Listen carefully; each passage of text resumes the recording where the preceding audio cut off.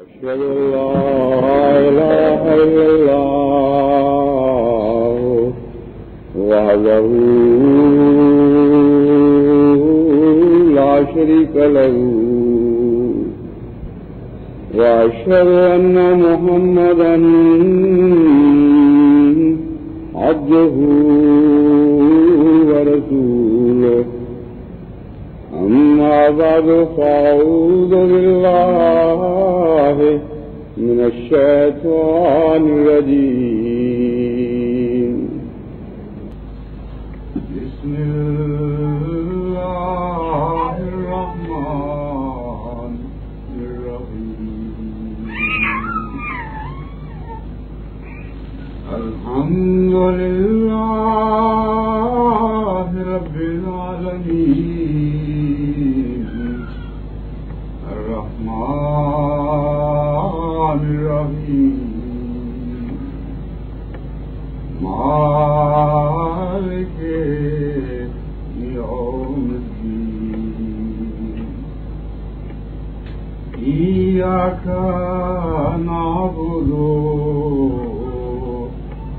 وإياك نستعين اهدنا الصراط المستقيم صراط الذين أنعمت عليهم غير المغضوب عليهم ولا الضالين. آج کا دن جماعت احمدیہ کی تاریخ میں اور آسٹریلیا کی تاریخ میں ایک خاص اہمیت کا دن ہے، کیونکہ ہم اللہ تعالیٰ کی ذات پر توکل کرتے ہوئے آج انشاءاللہ تعالی یہاں پہلی احمدیہ مسجد اور احمدیہ مشن ہاؤس کی بنیاد رکھیں گے. یہ دن جہاں بے حد برکتوں کا حامل دن ہے، اللہ تعالیٰ کے بہت سے فضل اس دن نازل ہوں گے اور ان کے اثرات خدا تعالیٰ کے فضل ہی کے ساتھ بہت دیر تک ہم دیکھتے رہیں گے. لیکن اس کے ساتھ ہی یہ دن بہت سی ذمہ داریوں کی طرف بھی توجہ دلاتا ہے. خصوصیت کے ساتھ وہ احمدی جو آسٹریلیا کو اپنا وطن بنا چکے ہیں ان پر بہت سی ذمہ داریاں عائد ہونے والی ہیں، جن کو قبول کرنے کے لیے انہیں پوری طرح تیار ہو جانا چاہیے. آسٹریلیا ایک ایسا ملک ہے جس میں دہریت اور مادہ پرستی یورپ کے بہت سے دوسرے ملکوں سے زیادہ ہے.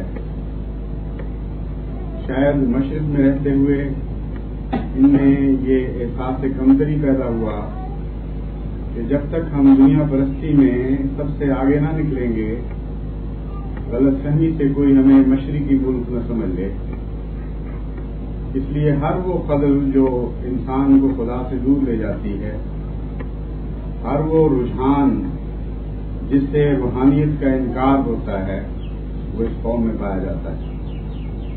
یہاں آنے سے پہلے مجھے اس کا اتنا گہرائی کے ساتھ اندازہ نہیں تھا، لیکن یہاں آ کر ان کا معاشرہ دیکھا، ان سے گفتگو کا موقع ملا تو یہ معلوم ہوا کہ یورپ کے کسی ملک میں بھی سوائے اسکینڈینیوین بعض ملکوں کے اتنی زیادہ دہریت اور مادہ پرستی نہیں پائی جاتی. اس ملک میں جو احمدی موجود ہیں ان کی بھی حالت بہت قسم پرستی کی سی حالت ہے. مرکز سے دوری، مشن کا نہ ہونا اور تعداد کی کمی، یہ سارے ایسے محرکات ہیں جنہوں نے ان پر بد اثر ڈالا ہے. اس میں کوئی شک نہیں کہ اس کے باوجود خدا تعالیٰ کے فضل سے یہاں ایسے مخلصین موجود ہیں، مرد بھی اور عورتیں بھی، جو یہ عزم کیے ہوئے ہیں کہ ہم ہر قیمت پر اس معاشرے پر غالب آئیں گے اور ان کے کردار میں خدا تعالیٰ کے فضل سے زندگی کے آثار نظر آتے ہیں، لیکن بالعموم یہ کہنا درست ہے کہ جماعت کو اس ملک میں جس شان کے ساتھ دیکھنے کی میں توقع رکھتا تھا وہ میری توقع پوری نہیں ہوئی۔ ہمیں واقعہ یہ ہے کہ دو ہی قسم کے رد عمل ان حالات میں ہو سکتے تھے اور ہو سکتے ہیں۔ ایک رد عمل ہے حد سے زیادہ شہریت اور مادہ پرستی کے سمندر میں ڈوب کر اس سے مروب ہو جانے کا اور رفتہ رفتہ ان قدروں سے دور چلے جانے کا جن کو لے کر ہم اپنے ملکوں سے یہاں آئے۔ اور دوسرا رد عمل ہے اس کے مقابل پر اور زیادہ سستی اختیار کرنے کا، بے چینی محسوس کرنے کا، فکر محسوس کرنے کا، اور وہ راستے تلاش کرنے کا رد عمل جن پر چل کر ہم ان کے بد اثرات سے محفوظ رہ سکتے ہیں۔ یہ دوسرا رد عمل جس قوت کے ساتھ نظر آنا چاہیے تھا اس قوت سے یہاں نظر نہیں آ رہا۔ ہمیں واقعہ یہ ہے کہ قانون قدرت کو بھلا کر دنیا کی کوئی قوم بھی در حقیقت زندہ نہیں رہ سکتی۔ قانون قدرت کو بھلا کر دنیا کی کوئی چیز بھی غالب آنے کا دعویٰ ہی نہیں کر سکتی بجائے یہ کہ وہ زندہ رہ سکے۔ انسانوں کی زندگی کو دیکھیے یا حیوانوں کی زندگی کو، اپنے ماحول سے وہ متاثر ہوتے ہیں اور ہمیشہ دو طرح سے متاثر ہوتے ہیں۔ بعض حیوانات کو مخالف حالات مٹا دیتے ہیں اور نابود کر دیتے ہیں، بعض حیوانات میں ایک رد عمل پیدا ہوتا ہے اور وہ ان حالات پر غالب آنے کی کوشش کرتے ہیں، اور قانون قدرت انہیں وہ نئے وسائل عطا کرتا ہے، نئے ذرائع ان کے نصیب میں آ جاتے ہیں جن سے وہ حالات کا بہتر مقابلہ کر سکتے ہیں۔ یہی ہے خلاصہ سارے انسانی ارتقاء کا یا حیوانی ارتقاء کا۔ ایک مسلسل جد و جہد ہے زندگی کی موت کے ساتھ، اور دو ہی طرح کے رد عمل ہیں، تیسرا ہمیں کوئی نظر نہیں آتا۔ یا تو زندگی نے غیر معمولی کوشش کی اور موت پر غالب آ گئی، یا پھر زندگی موت کا شکار ہو گئی، اور یہی وہ دو رد عمل ہیں جو انسانی نظریات کی جنگ میں ہمیں نظر آتے ہیں۔ بس جب احمدی اس دور دراز بر اعظم میں تشریف آئے اور یہاں رہنے کا فیصلہ کیا تو ان کو کھل کر یہ بات نظر آنی چاہیے تھی کہ اگر ہم نے غیر معمولی جد و جہد کے بغیر یہاں رہنے کا فیصلہ کیا ہے تو اس بات پر بھی ہمیں تیار ہو جانا چاہیے کہ ہم اپنی اگلی نسلوں کو ہاتھ سے کھو دیں گے اور رفتہ رفتہ اسی ماحول کا شکار ہو کر انہی میں سے ایک ہو جائیں گے، یا اس کے برعکس ہمیں عام حالات سے مخاطب کی نسبت زیادہ ذمہ داری، زیادہ کوشش اور زیادہ جد و جہد کے ساتھ زندہ رہنا ہوگا۔ گرمی کا موسم ہو تو آپ کا گزارا عام کپڑوں میں ہو جاتا ہے، گرمی کا موسم ہو تو بغیر کپڑوں کے بھی انسان اپنے جسم کی حرارت کو محفوظ رکھ سکتا ہے، بلکہ کوشش کرتا ہے کہ حرارت کسی اور ذریعے سے جسم سے دور بہنا شروع ہو جائے تاکہ گرمی کا احساس کم ہو۔ لیکن اگر آپ نارتھ پول یا ساؤتھ پول میں برفانی علاقوں میں چلے جائیں تو ننگے جسم کا تو سوال کیا، عام سردیوں کے موسم میں بھی جو آپ کپڑے پہنتے ہیں وہ کافی نہیں ہوا کرتے۔ وہاں زندگی کی جد و جہد کے لیے آپ کو مزید کچھ تلاش کرنا پڑتا ہے۔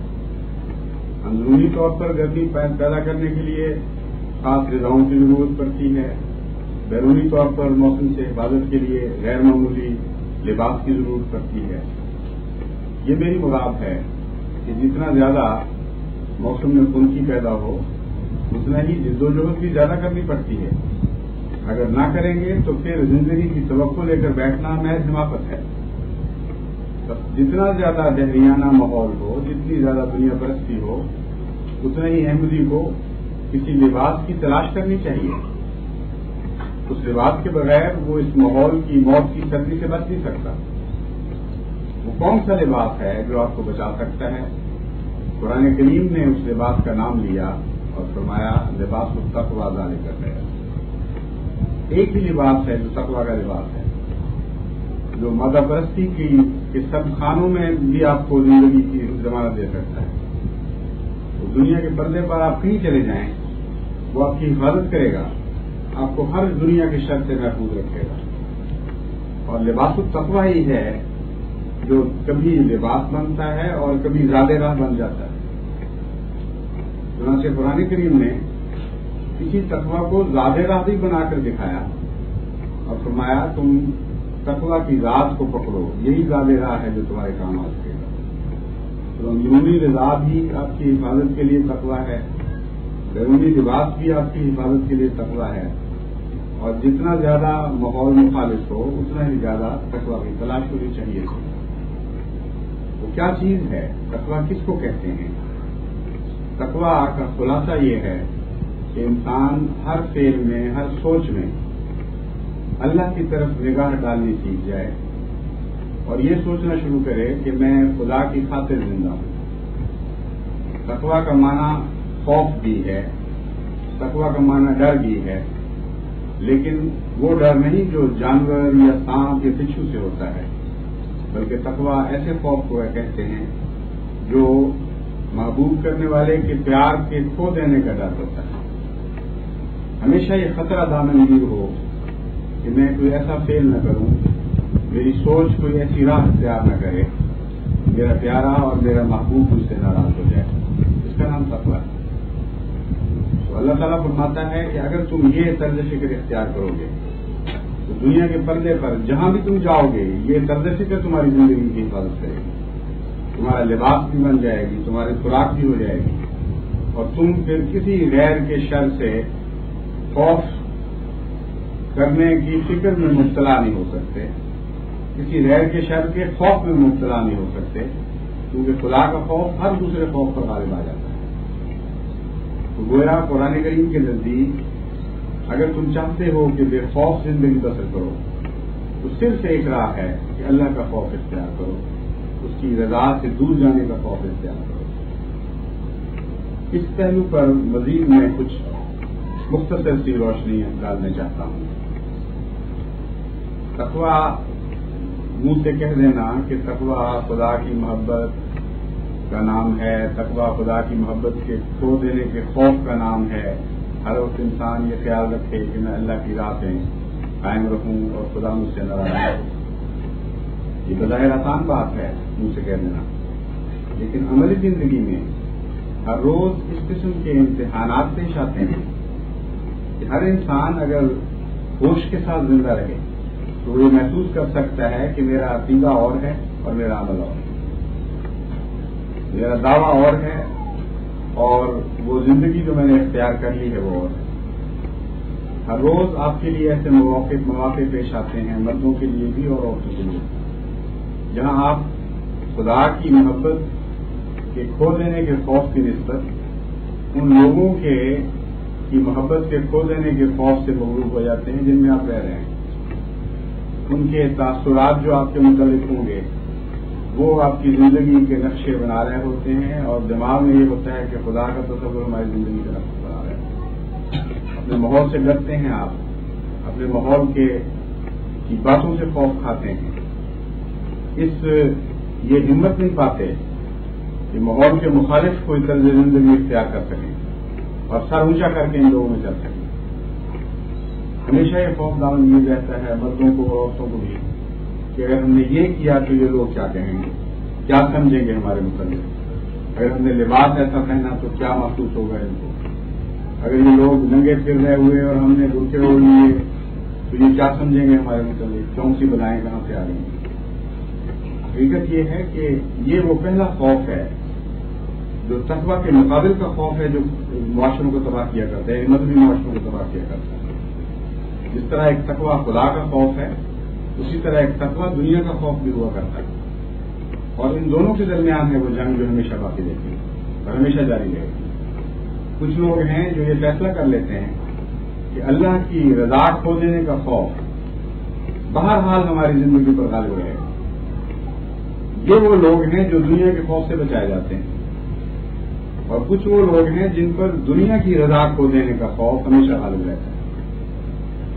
وہ بظاہر نیک بھی ہوں، بظاہر نماز پڑھنے والے بھی ہوں، بظاہر اعمال میں آپ ان کو صاف دیکھیں اور کوئی اعتراض نہ کر سکیں، لیکن عملاً وہ بازی ہار چکے ہیں. کیونکہ اصل لڑائی نظریات کی دنیا میں ہوا کرتی ہے. یہ دو قسم کے خوف ہیں جن کے درمیان جد و جہد ہمیشہ سے ہے، ہمیشہ جاری رہے گی. وہی آزاد مرد ہے جو دنیا کے خوف سے آزاد ہوتا ہے. جو دنیا کے خوف سے آزاد نہیں ہوتا وہ ہرگز آزاد نہیں. آج نہیں تو کل اس نے لازماً دنیا کی غلامی اختیار کرنی. اس لیے اپنے نفسوں کو آزاد کریں، اور وہ آزادی سوائے اللہ کے خوف کے کوئی آپ کو نصیب نہیں ہوتی. اس کو غالب کر لیں اپنے اوپر. اللہ کے پیار اور محبت کو اس طرح اپنی غذا بنا لیں، اس طرح اپنا اڑنا بچھونا کر لیں کہ غیر اللہ اس میں داخل نہ ہو سکے. اسی کا نام تقویٰ ہے، اسی کا نام توحید ہے، اسی کا نام زندگی ہے، اسی کا نام انسانی زندگی کی آزادی ہے. یعنی اسلامی اصطلاحوں میں مختلف نام ہیں لیکن حقیقت ایک ہی رہتی ہے. تو احمدیوں کے لیے بہت ہی اہم اور بنیادی حقیقت یہ ہے کہ وہ اس دنیا کے روگ سے آزاد ہو جائیں. حضرت مسیح موعود علیہ الصلوۃ والسلام نے جو دعائیں کی اپنی اولاد کے لیے، ان میں ایک چھوٹے سے مصرے میں بہت ہی پیاری بات فرمائی. فرمایا نہ آوے ان کے گھر تک روب دجال. اے خدا میں یہ دعا کرتا ہوں کہ ان کے گھروں میں دجال کا روب داخل نہ ہو، کیونکہ ہمیشہ قومیں روب سے مارا کرتی ہیں. اور حضرت مسیح موعود علیہ الصلوۃ والسلام کو بھی اللہ نے جو فتح کا نسخہ عطا فرمایا اس میں یہی روب کا لفظ استعمال کیا. فرمایا نصرت تو بالرعب، کہ اے مسیح تو یہ اعلان کر سکتا ہے کہ مجھے بھی ایک روب عطا کیا گیا اور میں اس روب کے ذریعے سے دنیا پر غالب آؤں. بس احمدی اگر اپنے معاشرے کا روب نہیں رکھتے، اگر ان کو یقین نہیں ہے کہ ہم ایک زندہ معاشرے سے تعلق رکھتے ہیں جو غالب آنے والا ہے، اگر وہ پوری طرح اعتماد محسوس نہیں کرتے کہ جن قدروں کو ہم لے کر چل رہے ہیں یہ اچھی قدریں ہیں، بہتر قدریں ہیں اور دنیا کی قدروں سے بہت بالا ہیں، تو اگر وہ یہ نہیں کر سکتے تو ہم وہیں وہ بازی ہار دیتے ہیں. پھر لاشیں پھرتے ہیں، پھر خالی جسم نظر آتے ہیں. آج نہیں تو کل ان پر دن بدن موت کے آثار زیادہ ظاہر ہونے شروع ہو جائیں. اس لیے اس بات کی طرف میں بار بار توجہ دلاتا ہوں کہ اپنے نفسوں کی فکر کریں، اپنی طرز فکر کی فکر کریں. یہ ایک لمحہ آپ کی زندگی کے فیصلے کا آپ کو زندوں میں بھی داخل کر سکتا ہے اور مردوں میں بھی داخل کر سکتا ہے. یہ فیصلہ کرنا پڑے گا کہ ہم کس کی خاطر جیئیں گے. کیا اس خاطر جیئیں گے کہ ہمارا خدا ہم سے راضی رہے، یا اس خاطر جیئیں گے کہ جہاں ہم جائیں وہاں کے لوگ ہم سے راضی رہیں. دوسری قسم کے سوچ کے لوگ تو پھر بہروپیے بن جاتے ہیں، جہاں گئے اسی لباس میں رہ گئے، جس قوم میں داخل ہوئے ویسے ہو گئے. جب یہ لوگ واپس اپنے معاشرے میں آتے ہیں تو رفتہ رفتہ نیک بھی نظر آنے لگ جاتے ہیں، ان کے رنگ بدلتے ہیں. لیکن حقیقت یہ ہے کہ یہ کہیں کے بھی نہیں ہوتا، کیونکہ ان کے اندر ایک بنیادی کمزوری ہے، ان کے اندر کوئی کردار نہیں ہے. ایسے ماحول میں جائیں گے جہاں قدامت پرستی ہے تو ویسے بھی بن جائیں گے، کسی دوسرے ماحول میں چلے جائیں گے تو ویسے بن جائیں گے. اور اس طرز زندگی کو جو بغیر کردار کے ہے اور بغیر عظمت کے ہے، اسلامی اصطلاح میں منافقت کہا جاتا ہے. لا الہ ہؤلاء ولا الہ ہؤلاء، نہ وہ ادھر کے رہتے ہیں نہ ادھر کے رہتے ہیں. اذا لقوا الذین آمنوا قالوا آمنا واذا خلوا الی شیاطینہم قالوا انا معکم انما نحن مستہزئون. جب وہ ان لوگوں میں داخل ہوتے ہیں جو ایمان لانے والے ہیں، ان کے معاشرے میں چلے جاتے ہیں تو کہتے ہیں دیکھو ہم تو ایمان لانے والے ہیں. واذا خلوا الی شیاطینہم، جب وہ اپنے شیاطین کی طرف جاتے ہیں جو انہیں بلی کے خیالات پھونکتے اور بدعمال کی طرف متوجہ کرتے ہیں، تو کہتے ہیں ہم تو تمہارے ساتھ ہی تمہارے رنگ میں لگے ہیں، تم خام سامنے غلامت پرست سمجھ رہے ہو، پرانے لوگ سمجھ رہے ہو، ہم نے اور تم میں تو کوئی فرق نہیں. یہ وہ روح ہے جس کا قرآن کریم نے تجزیہ کیا ہے کھلا کھلا. ایک ایسی عظیم کتاب ہے کہ جس کی نظر سے کوئی باریک سے باریک روحانی بیماری بھی چھپی ہوئی نہیں، اور پھر ان کا علاج بتاتی ہے. اور علاج صرف اور صرف ایک ہے کہ خدا سے تعلق ہے. مذہبی بیماریوں کا سوائے اس کی اور کوئی علاج نہیں. یہ مرکزی نقطہ ہے ہر علاج کا. زندگی کے چشمے سے تعلق پیدا نہیں ہوگا تو بیماریوں کا مقابلہ کیسے ہو سکے گا؟ توانائی کیسے آئے گی؟ اس لیے اللہ کا تعلق ہے جو دراصل آپ کا علاج ہے. پیار اللہ تعالیٰ سے ایسا ذاتی اور قطعی، اس کے مقابلے پر دنیا بالکل حقیر اور بے معنی اور بے حقیقت نظر آنے شروع ہو جائے. حضرت مسیح موعود علیہ السلام کے صحابہ میں وہ پیار تھا اور پھر ساتھ عظمت کردار بھی تھی. وہ لباس پہنا کرتے تھے، ہر قسم کا پہن لیتے تھے، مگر لباس ان کا غلام رہتا تھا. وہ لباس کے غلام کبھی نہیں بنے. کھانے اچھے بھی کھاتے تھے، اچھی جگہ میں بھی چلے رہتے تھے، لیکن ہمیشہ ان چیزوں سے آزاد رہے اور وہ چیزیں ان کی غلام بنی رہی. اس لیے کہ خدا کی محبت اور خدا کے تعلق نے ان کو آزاد بنا دیا تھا. ہندوستان بھی پہنچے، آزاد مردوں کی طرف پہنچے. حقیقت یہ ہے کہ نقال قومیں دراصل زندہ رائے نہیں کرتی. ان کی زندگی کی حقیقت کوئی نہیں ہے، یوں ہی دکھاوا ہے. اور آزاد قومیں ایسی چیزیں ہیں جو دنیا کے ماحول سے بے نیاز ہو کر زندہ رہا کرتی ہیں.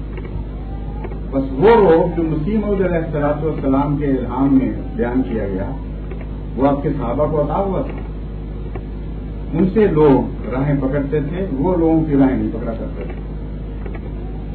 جس پر دنیا کا روب آ جائے اس کا نقشہ بالکل الٹ ہو جاتا ہے. چنانچہ ایسی باتیں جن کے متعلق پسماندہ قومیں کبھی سوچ بھی نہیں سکتی کہ ہم یہ طرز اختیار کر سکتے ہیں، جب وہ لوگ جن پر ان کا روب ہے وہ طرزیں اختیار کرتے ہیں تو وہ بھی اسی رنگ میں ہو جاتے ہیں. مثلا ایک زمانہ تھا کہ جب ہمارے معاشرے میں ٹینٹ کرانا ایک بہت ہی بےہودہ چیز سمجھا جاتا تھا. سر منڈوا دینا، گھوٹ کر اچھی طرح اس طرح سے. اور لوگ ماں باپ جو قدامت پسند تھے وہ بعض دفعہ زبردستی لوگوں کے اپنے بچوں کے سر پر اس سے کرواتے تھے، اور اس کو ہم پنجابی میں کہتے تھے ٹینٹ کروانا. تو بچے رویا کرتے تھے، رومال باندھ کر پھرتے تھے شرم کے مارے. اس لیے کہ ان کا دل کہتا تھا یہ بےہودہ سے چلے جانے والی چیز ہے. لیکن جب آزاد قوموں میں سے بعض نے اپنے سر مونڈے اور وہ بالکل گھوٹ کر سر نکال کے باہر آنے شروع ہوئے تو انہی لوگ جو پہلے شرمایا کرتے تھے انہوں نے ان کی پہلے شروع کر دی اور اپنے معاشرے میں اسی طرح سر مونڈ کر پھرنے لگے کہ اب یہ فخر کی بات ہے. ایک طرف ایک آزاد قوم ہے جس کا روب ہے، ایک طرف ایک غلام ذہنیت ہے جو اس روب کے تابع ہے اور چپ کر کے اس کو اختیار کرتی چلی جاتی ہے. اسی زمانے میں یہ کوئی سوچ بھی نہیں سکتا تھا کہ یہ حلیہ بنا کر جو لکھی دیتے ہیں یہ حلیہ بنا کر کوئی انسان سے اپنی سوسائٹی میں، بلکہ جس زمانے میں انگریزی قوم ایک خاص لباس پر غیر معمولی توجہ دیا کرتی تھی، اترے ہوئے کالر اور خاص قسم کی ٹائیاں اور خاص قسم کے ہے، یہ وہ لوگ ہیں جو اس زمانے میں اس سے کم لباس کو جہالت سمجھتے تھے، اپنی قوموں کو حقارت سے دیکھا کرتے تھے. یہ بھی کوئی لوگ ہیں بس رہے ہیں دنیا میں شلواریں پہنے ہوئے اور چوڑے پہنے ہوئے اور آمقانہ زندگی بسر کر رہے ہیں. پگڑی کا تو تصور بھی نہیں کر سکتے تھے. لیکن جب مغربی قوموں نے یہ باتیں شروع کی تو حد سے زیادہ بےہودہ اور لغو لباس انہوں نے اختیار کر لی اور یہ ان کے لیے فخر کا نشان بن گیا. انہوں نے آزادی سے کیا ہے، وہ غلام نہیں تھی. ان کی آزادی نے ایک غلط رستہ اختیار کر لیا. انہوں نے آزادی کا مطلب یہ سمجھا کہ اب ہم آزاد ہیں دنیا جہان کی ہر عیب اختیار کرنے پر، ہر گندگی اختیار کرنے پر. اور ان کی آزادی جب اس رستے پر چلی تو ان غلام لوگوں نے ان کی پیرویوں رستوں پر بھی شروع کر دی. تو حقیقت یہ ہے کہ دو نظریات کی جنگ ہے، اس کو آپ کو سمجھنا پڑے گا. یا وہ روگ ہے جو خدا نے حضرت مسیح موعود علیہ السلام کو عطا فرمایا اور آپ کو ایک معاشرہ بنتا ہے، بنیاد کر دیتا ہے وہ آپ کو دنیا کے روگ سے. اور یا وہ دنیا کا روگ ہے جو جہاں چاہے گا آپ کو لیے چلے گا. کوئی اس میں مقام نہیں ہے، کوئی اس کی منزل نہیں ہے، کوئی رخ معین نہیں ہے. جس طرف وہ آزاد قومیں اپنے دماغ کے پھرنے کے نتیجے میں پھر جانے کا فیصلہ کریں گی، آپ لوگوں کے پیچھے پیچھے کریں گے. اور وہ معاشرہ ایسے گندگی میں داخل ہو چکا ہے اس وقت کہ سوائے دکھوں کے اب اس کا انجام اور کچھ نہیں رہا. بڑی تیزی کے ساتھ ان قوموں میں اندرونی طور پر یہ احساس شروع ہو گیا ہے کہ ہماری کوئی منزل نہیں. لذتوں کی تلاش ان کو ایسی بھیانک جگہوں پر لے جا چکی ہے اس وقت جہاں لذتوں کی بجائے گندگی ہے اور اس کے سوا کچھ نظر نہیں آتا. ایسے خوفناک طریق ان مغربی قوموں نے اس آزادی کے نتیجے میں لذت یابی کے سیکھے کہ سیڈزم ایک لذت کا ذریعہ بن گیا. یعنی جب تک جانوروں کی طرح کسی کو مارو نہیں اور تقریباً ادھورا نہ کر دو اس وقت تک نہ جنسی لذت تم میں پیدا ہو سکتی ہے نہ اس میں پیدا ہو سکتی ہے. اب ایک یہ تو سب کچھ دیر سیڈزم پر رہے. اب اس نے ایک اور شکل اختیار کر لی کہ چھوٹے بچوں پر کو جب تک ہوس کا نشانہ نہ بناؤ اس وقت تک تمہیں کوئی جنسی لذت حاصل نہیں ہوتی. اور امریکہ کی جو فگرز ہیں اس میں اس سے پتہ چلتا ہے کہ 30% آبادی کا لوگ ایسے ہیں جو اس وقت مائل ہو رہے ہیں بچوں پر ان مظالم پر. اور جو بچے ان کے مظالم کا شکار ہوتے ہیں وہ ہمیشہ کے لیے زندگی کی لذت کو بیٹھتے ہیں. پاگل خانے ان کے بھر رہے ہیں. اعصابی مریض دن بہ دن بڑھتے جا رہے ہیں. جرم بڑھتا جا رہا ہے. لیکن اندھی تقلید کرنے والے اس خیال سے کہ یہ ماڈرن قومیں یہ آزاد قومیں ہیں ان کے پیچھے پیچھے بھاگی چلی جاتا ہے. آپ کو تو سر فخر سے اونچا کر کے ان کو اس طرف بلانا ہے کہ ادھر آؤ ہم تمہیں تہذیب سکھاتے ہیں. تم غلط ہو. تمہاری راہیں غلط ہیں. تم دنیا کے کیڑے بنتے چلے جا رہے ہو. تمہیں کوئی فائدہ اس کا حاصل نہیں ہوگا. اس کی بجائے اگر ان سے متاثر ہو جائیں ان سے شرم کرنے لگیں یہ خیال غالب رہے کہ ان کی زبان آپ کے متعلق کیا کہے گی تو پھر تو آپ دنیا میں کوئی کام نہیں کر سکیں. اس لیے یہ احساس پیدا کریں اسلام کی جو آزادی ہے وہ اللہ کی غلامی میں ہے. یہ ایک لفظ ہے جو اس خلاصہ بیان کرتا ہے آزادی کا تصور. اور حقیقت یہ ہے کہ آپ تفصیلی جائزہ لے کے دیکھ لیں اس سے بہتر تعریف اور کوئی نہیں آزادی. اللہ تعالیٰ فرماتا ہے تم میری غلامی اختیار کرو تو تمام جھوٹے خداؤں سے تم آزاد ہو جاؤ. ہر دوسرے جذبے ہر دوسرے نظریے سے تمہیں یہ غلامی آزادی عطا کرے گی. اور خدا کی غلامی سے نکلنا نام ہے ہر دوسری چیز کی غلامی. یہ ہیں دو نظریات جن کی آپس میں جنگ ہے. آپ کو میں نے مختصر یہ بتایا ہے لیکن گھنٹوں اس کی مثالیں دی جا سکتی ہیں کہ کس طرح خدا کی اطاعت دوسری غلامیوں سے آزاد کرتی ہے اور وہ کتنی قسموں کی غلامی ہے. اور کس طرح اللہ تعالیٰ کی اطاعت سے نکلنا انسان کو غلام در غلام بناتا چلا جاتا ہے. وہ رسموں کا غلام بن جاتا ہے. وہ معاشرے کا غلام بن جاتا ہے. وہ پیٹ کا غلام بن جاتا ہے. وہ نفسانیت کا غلام بن جاتا ہے. کوئی ایسی چیز نہیں ہے غلامی کا بھیانک تصور جو اس میں نہ پایا جاتا. اس لیے صرف نام رکھ لینا تو آزادی نہیں ہے. حقیقت ہونی چاہیے. جو اس وقت آزاد قومیں آپ کی نظر آ رہی ہیں وہ صرف خدا اور خدا کے تصور سے آزاد ہوئی اور کچھ نہیں ہوا. یہی ایک آزادی ہے جس نے ان کو غلام بنا دیا ہے بے انتہا دوسری چیزوں کا. اور اس غلامی میں وہ دن بدن زیادہ جکڑی جا رہی ہیں. اس لیے ضرورت ہے کہ جن لوگوں نے آزاد کرنے کے لیے ان کو آنا تھا وہ اپنی آزادی کی فکر تو کریں گے.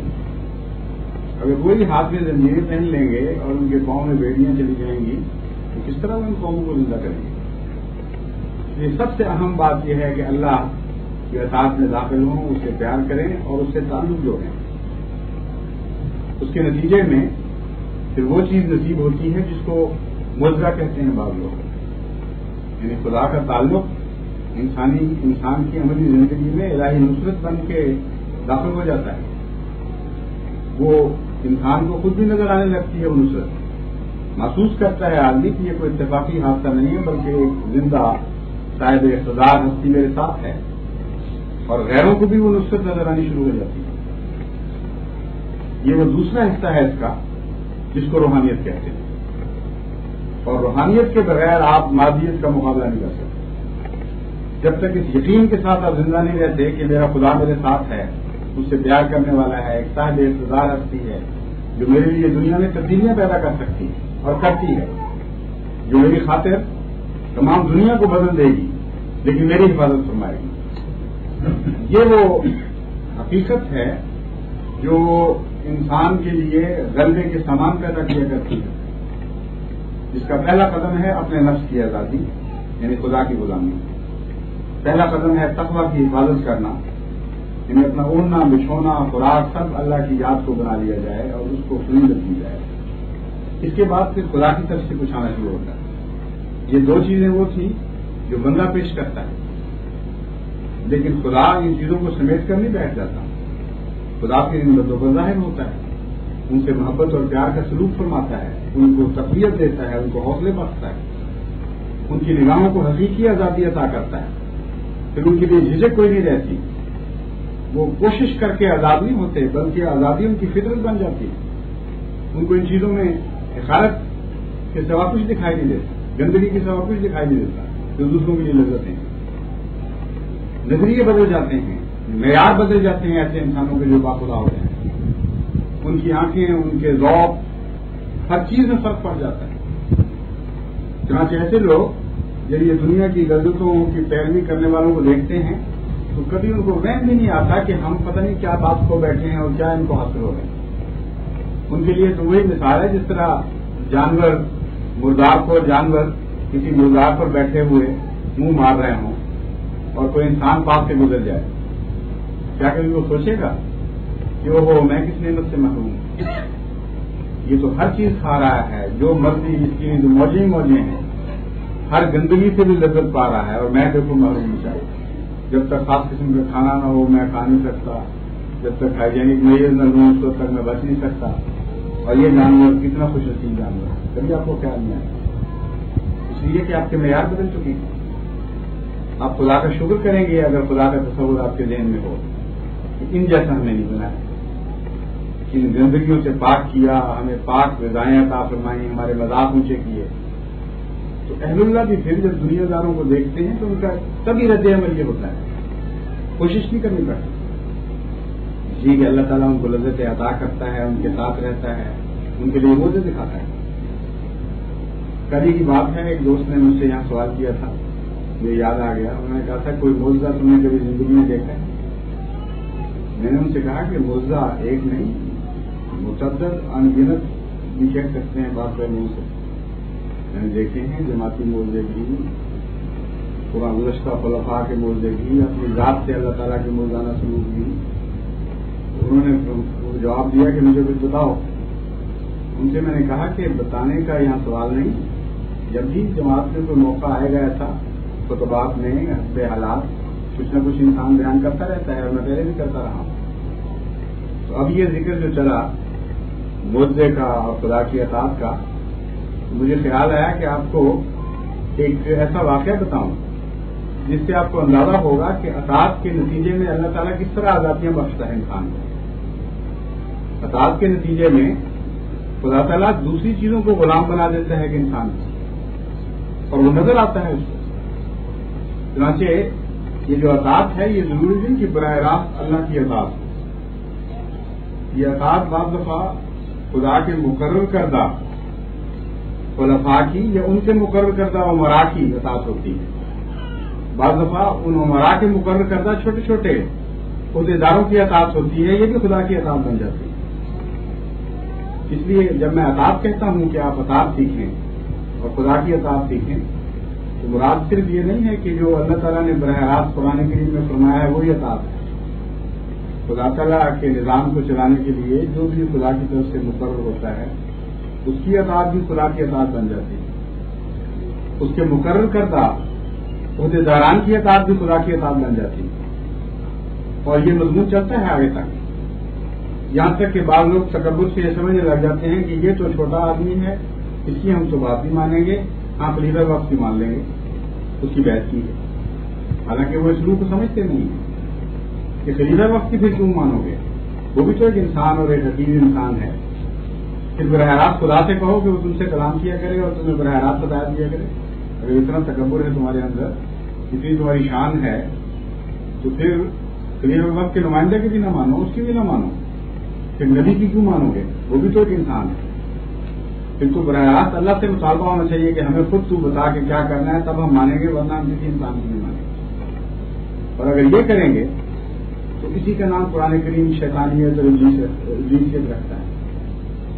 اس لیے اطاعت، جس اطاعت کے بدلے پھل ملتا ہے، وہ اطاعت کوئی معمولی چیز نہیں ہے، اس میں تو بڑی گہری روح ہے. اس میں تو انسان سب سے پہلے اپنے نفس سے آزاد ہوتا ہے، تب جا کے اطاعت کرتا ہے. یہ ہو نہیں سکتا کہ نفس کا غلام ہو اور اللہ کا مطیع ہو، ٹکرا جاتی ہیں یہ دونوں چیزیں. چنانچہ جو میں مثال آپ کو دے رہا تھا کہ اطاعت آپ کو آزاد کرتی ہے دوسری چیزوں سے، اور دوسری غلامیاں آپ کو اللہ تعالیٰ کی اطاعت نہیں کرنے دیتی ہے، کہ اس کی مثال سب سے پہلے نفس کو پاک کرنا پڑے گا، اپنے ضمیر کو آزاد کرنا پڑے گا کہ میں صرف اور صرف خدا کے سامنے جھکتا ہوں، اور خدا کی نمائندگی میں اگر مجھ سے بہت ادنا انسان بھی مجھ پر حاکم مقرر ہو تو میں اس کے سامنے بھی جھکوں گا. یہ ہے وہ اسلامی اطاعت کی روح. اور اس کی اگر تربیت مل جائے تو اس اطاعت کے نتیجے میں انسان کو اللہ تعالیٰ بہت سے موزے بازو دکھاتا ہے. اور یہ بتانے کے لیے، یقین پیدا کرنے کے لیے کہ میری خاطر تم نے کیا ہے، میں تمہاری خاطر دنیا کو تمہارا غلام بناؤں گا. ایک چھوٹی سی مثال اس کی میں پیش کرتا ہوں. ایک دفعہ حضرت خلیفۃ المسیح ثالث نے ایک وفد مشرقی پاکستان بھجوایا، اور وہاں سے واپسی پر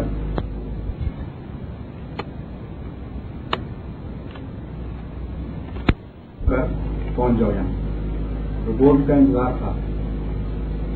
میرے ساتھ بھائی مظفر، ہمارے سید مرزا مظفر احمد وہ بھی تھے، اور ہم ایک اور ہمارے کزن ہیں بھائی کرنل داؤد احمد، ان کے یہاں ٹھہرے ہوئے تھے.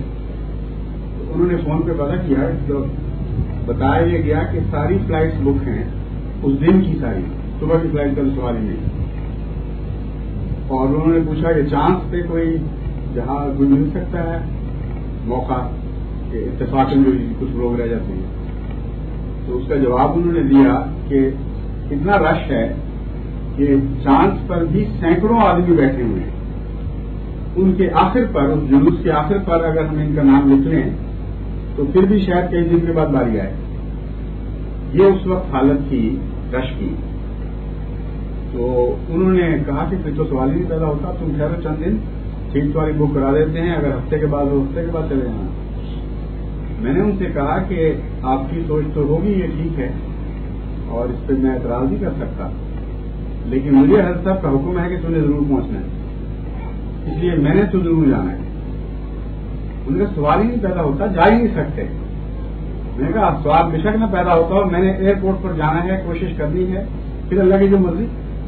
مگر یہاں بیٹھے نہیں میں چین سے بیٹھ سکتا کہ خدا تعالیٰ کا خلیفہ مجھے حکم دے کہ تم پہنچو اور میں آپ کے ساتھ بیٹھا آرام سے انتظار کرتا رہوں کہ جو کوشش کرنی تھی کر لی. چانس ہے وہ بھی خدا کے ہاتھ میں ہے، کوشش تو کرنی چاہیے. خیر وہ میں صبح روانہ ہوا تو سروں نے مذاق سے ہنس کے کہا کہ ہم تمہارا ناشتے پہ انتظار کریں گے، واپس آ کے تم ناشتہ ہمارے ساتھ کرنا. وہاں گیا، پتہ کیا، میں نے کہا کوئی سوال نہیں ٹھیک تھا. میں نے کہا بہت اچھا، نہیں تو میں کھڑا رہتا ہوں. میں نے کہا چانس، میں نے کہا چانس کا بھی کوئی سوال نہیں. میں نے کہا کوئی سچ نہیں، میں انتظار کرتا ہوں دیکھیں کیا ہوتا ہے. اتنے میں وہ جو رجسٹر ہوتا ہے وہ انہوں نے بند کیا، میں انتظار کرتا رہا. رجسٹر بند کیا اور کال دی کہ جہاز چلنے والا ہے، آپ چلے جائیں، اور وہ پیک کر کے وہ وہاں سے روانہ ہو گیا. لیکن اللہ تعالیٰ نے میرے دل میں ایسا یقین ڈال دیا تھا کہ یہ تم نے جانے جانا. میں وہیں کھڑا رہا. ایک آدمی دوڑا دوڑا آیا میرے پاس، ایک نوجوان لڑکا. اس نے کہا آپ کو لاہور کے لیے ٹکٹ چاہیے؟ میں نے کہا ہاں چاہیے. کہ میرے نام کا ہے، آپ کو اعتراض تو نہیں میرے نام سے سفر کرنے کو؟ میں نے کہا مجھے کوئی اعتراض نہیں. پیسے میں نے اسی وقت دیے، باوجود اس کے کہ جہاز اعلان ہو چکا تھا کہ جانے والا ہے، اور پیک کر کے رجسٹر وغیرہ وہ لوگ روانہ ہو چکے تھے. میں نے اس کو پیسے دیے اور ٹکٹ لے لیا. کیونکہ پاکستان میں اگر آپ انٹرنل فلائٹس میں جہاز مس کریں تو آپ کو کافی جرمانہ دینا پڑتا ہے پیسے کا. اس لیے وہ گھبرایا ہوا تھا بیچارہ. خیر وہ میں کھڑا ہوا تھا کہ اتنے میں واپس آیا ایک آدمی دوڑا دوڑا. تو اس نے کہا ایک سواری کام ہے جہاز میں، تو کوئی رہ گیا ہے، کوئی مسافر پیچھے تو نہیں؟ میں نے کہا میں ہوں. اس نے میرا سامان پکڑا کہ اب وقت نہیں ہے سامان الگ بھیجنے کا، آپ کے ساتھ ہی جائے گا، اور سوٹ کے ہاتھ میں پکڑا اور ہم دوڑتے دوڑتے جہاز پر چڑھے اور روانہ ہوئے۔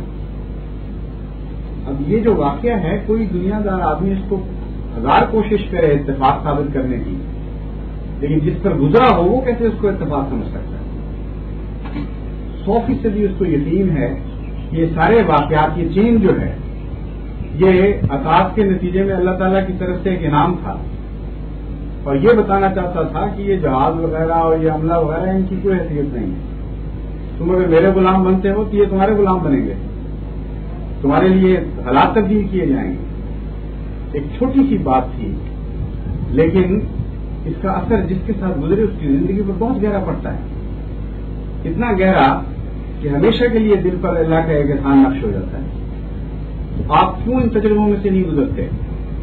جب تک آپ ان تجربوں میں سے نہیں گزریں گے آپ نہیں پا سکتے زندگی۔ خدا سے تعلق، پیار اور محبت کا اتنا گہرا اور اتنا کامل اور اتنا غیر متزلزل پیدا کرنا پڑے گا کہ دنیا کی کوئی سچویشن، کوئی صورتحال آپ کے ارادے کو بدل نہ سکے۔ آپ عزت کے ساتھ سر اٹھا کر پھریں ہر جگہ، محسوس کریں کہ آپ آزاد ہیں اور یہ لوگ غلام ہیں۔ ایک دفعہ ہندوستان میں مجھ سے ایسا ہی واقعہ ہوا، بڑا دلچسپ۔ وہاں جو ہر سال 1 تاریخ کو لوگوں کی حالت ہوتی ہے، آپ نے سنی ہوگی کہ رات 12 بجتے ہیں اور پھر اس قدر بے حیائی کا طوفان ایک امٹ آتا ہے کہ آپ باہر کے معاشرے کے لوگ بیٹھے سوچ بھی نہیں سکتے۔ ہر شخص کو آزادی ہے، جس کو چاہے گلے لگائے، جس کو چاہے پیار کرے، چاہے وہ گندا ہو، اسے شراب کی ہو یا اور راستے ہوں، اور لڑکیوں کو یہ اختیار نہیں کہ وہ انکار کریں۔ جب 12 بج رہے تھے، میں ایک اسٹیشن ہیوسٹن پر موجود تھا، اس وقت اپنے گھر جانا تھا، کہیں کام کر رہا تھا، وہاں سے فارغ ہوا تھا۔ مجھے خیال آیا، ہر آدمی کو یہ خیال آتا ہے کہ ہم نیا دن نفل سے شروع کریں، چنانچہ میں نے وہاں نفل پڑھنے شروع کر دیے۔ کچھ دیر کے بعد مجھے تعجب ہوا کہ ایک آدمی کھڑا میرے پاس رو رہا ہے، باقاعدہ بچوں کی طرح سرخیاں لے کے رو رہا۔ مجھے خیر نماز میں پڑھتا رہا، لیکن تھوڑی سی مجھے ڈسٹربنس ہوئی کہ کیا کر رہا ہے۔ جب میں نماز سے فارغ ہوا تو اٹھ کر اور کھڑے ہوا سر کو دوڑ کے آ کے مجھے لپٹ گیا اور ہاتھوں کو بوسا دیا۔ میں نے کہا کیا بات ہے، آپ کون ہیں؟ میں تو نہیں آپ کو جانتا۔ اس نے کہا آپ بھی مجھے جانتے لیکن میں آپ کو جان گیا۔ میں کیا مطلب ہے آپ کا؟ کہتا سارا لندن آج نئے سال میں خدا کو بلانے پر کھلا ہوا ہے، اور ایک آدمی مجھے ایسا نظر آ رہا ہے جو خدا کو یاد رکھنے پر کھلا ہوا ہے، تو میں کیسے آپ کو نہ پہچانوں؟ اور اس چیز نے اس پر اتنا گہرا اثر کیا کہ جیسے کہ میں نے بیان کیا ہے، وہ بچوں کی طرح ہچکیاں لے کے رو رہا۔ تو آپ کی اصل آزادی خدا کی یاد میں ہے۔ ساری دنیا دوسری غلام ہے، اپنے رسم و رواج کی، شیطانیت کی، اپنی جنس کی، جنسیات کی، اپنی ہوا و ہوس کی۔ آپ ہیں جنہوں نے آزادی سے پھرنا ہے اور ان کو آزادی بخشنی ہے۔ اگر آپ لوگ ان کے معاشرے سے متاثر ہو گئے اور غلام بن گئے، پھر مسیم علیہ الصلوۃ والسلام کا کون ہوگا جو یہاں ان کو آزادی بخشے؟ آپ ہی نمائندہ ہیں۔ اس کی عظمت کے کردار پیدا کریں، اپنے اللہ سے تعلق جوڑیں، اور وہ آپ کے لیے پھر موزے دکھائے گا۔ پھر آپ کو پوچھنا نہیں پڑے گا کہ موزہ کیا ہوتا ہے، پھر آپ بتائیں گے لوگوں کو کہ موزہ کیا ہوتا ہے۔ اس لیے یہ جو مسجد کی تعمیر کا دن ہے، اسے اپنے لیے فیصلہ کن دن بنا لیں، یہ عہد کریں کہ اب چاہے باہر سے کوئی مبلغ آئے نہ آئے، آپ اسلام کے مبلغ بنیں گے۔ آپ نے ان لوگوں کی کار پلٹنی ہے، آپ نے ان میں تبدیلیاں پیدا کرنی ہیں، آپ نے ان سے آزاد رہ کر پھرنا ہے، اپنی عورتوں کو سنبھالیں، اپنی بچیوں کو سنبھالیں۔ ان کے چہرے پر، ان کی نظروں میں بعض دفعہ ایسی بے اتنائی سی کی نگاہ نظر آتی ہے کہ جس سے انسان ڈرتا ہے۔